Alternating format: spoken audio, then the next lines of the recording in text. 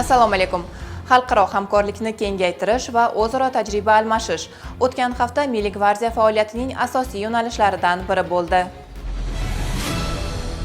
Milliy gvardiya qo'mondoni general-polkovnik Bahodir Tashmatov, Qozog'iston Respublikasi Milliy gvardiyasi bosh qo'mondoni general-leytenant Ansagan Baltabekov hamda AQShning Missisipi shtati Milliy gvardiyasi qo'mondoni general-mayor Bobby Jim bilan onlayn uchrashuvlar o'tkazdi. Muloqotlar davomida ikki tomonlama hamkorlik istiqbollari, o'zaro tajriba almashish va manfaatli aloqalarni yanada rivojlantirish masalalari muhokama qilindi.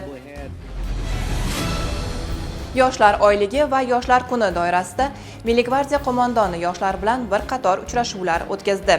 Dastlab muddatli harbiy xizmatni o'tayotgan yoshlarning zamonaviy kasb va mutaxassisliklarini egallash jarayonlari bilan tanishib, ular bilan samimiy muloqot qildi. Shuningdek, Milliy gvardiya ma'naviyat va ma'rifat markazida tashkil etilgan to'garaklar faoliyati ko'zdan kechirildi. Yoshlarning bo'sh vaqtini mazmunli tashkil etish, ularning sport va ijodga bo'lgan qiziqishlarini qo'llab-quvvatlashga qaratilgan loyihalar bilan tanishildi. Belarus Respublikasida faqat olg'a shiori ostida amaliy o'q otish bo'yicha 6-xalqaro turnir bo'lib o'tdi. Musobaqada 6 ta davlatdan 25 ta jamoa ishtirok etdi. O'zbekiston Milliy gvardiyasining maxsus bo'linmalari harbiy xizmatchilari ushbu musobaqada yuqori mahorat namoyish etib, faxrli 2-o'rinni egalladi. Temurbeklar maktabi hamda Harbiy musiqa akademik litseyi o'quvchilarining bitiruviga bag'ishlangan tantanali marosim bo'lib o'tdi. Tadbir davomida bitiruvchilarga diplom va ko'krak nishonlari topshirildi.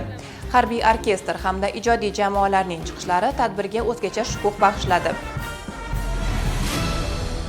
Botanika bog'ida Milliy gvardiya markaziy devoni harbiy xizmatchilari ishtirokida sog'lom turmush tarzini targ'ib etuvchi yugurish marafoni o'tkazildi. Mazkur sport tadbiri jamoada birdamlik va jismoniy faollikni yanada mustahkamlashga xizmat qildi. E'tiboringiz uchun rahmat. Keyingi sonlarda ham tizimdagi yangiliklar va amalga oshirilayotgan ishlar haqida sizga ma'lumot berishda davom etamiz. Bizni kuzatishda davom eting.